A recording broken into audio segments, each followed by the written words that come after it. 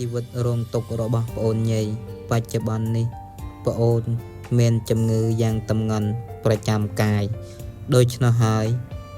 លុយទាំងអស់នេះក៏បានមកអំពីបងស្រីមួយចំនួនហើយដូច្នោះហើយថ្មភាពសូមអរគុណយ៉ាងក្រៃលែងគ្មានអ្វីប្រៀបបានគ្រានោះដែរធ្វើឲ្យប្អូនញីគ្រោះថ្នាក់នោះក៏ចៃដានមានឧបតិហេតុមួយយ៉ាងចម្លែកចេញមកពីធ្វើការដើម្បីមានលុយចិញ្ចឹមកូនស្រីមួយតែចៃដានអីបានពាក់កណ្ដាលផ្លូវក៏ប្អូនញីបានដួលម៉ូតូហើយម្ដាយឪពុកក៏បានយកទៅមន្ទីរពេទ្យសង្គ្រោះជាបន្តគឺនៅមន្ទីរពេទ្យព្រេងនគរមន្ទីរពេទ្យបានឆ្លើយតបម្ដាយឪពុករបស់ប្អូនថាគឺ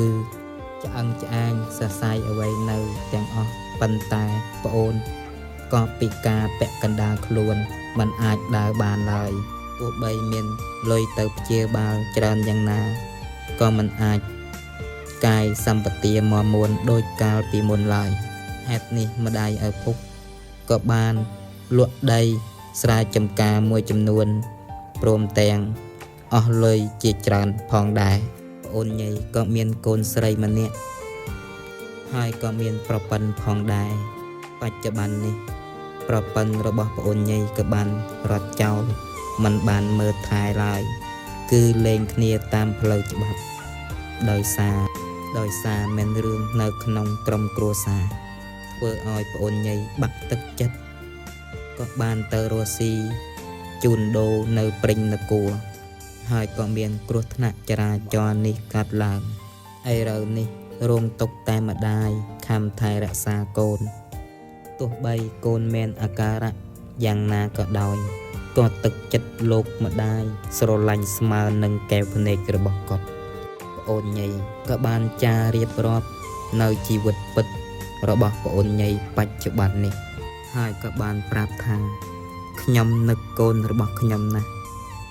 ខ្ញុំនឹកប្រពន្ធរបស់ខ្ញុំណាស់ហេតុអ្វីកម្មអកុសល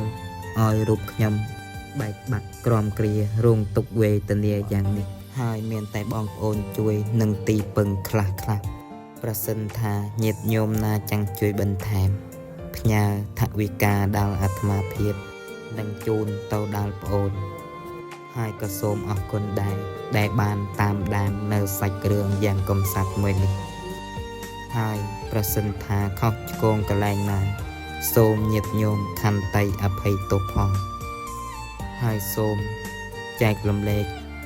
នៅវីដេអូនេះផងបើស្រឡាញ់និងពេញចិត្ត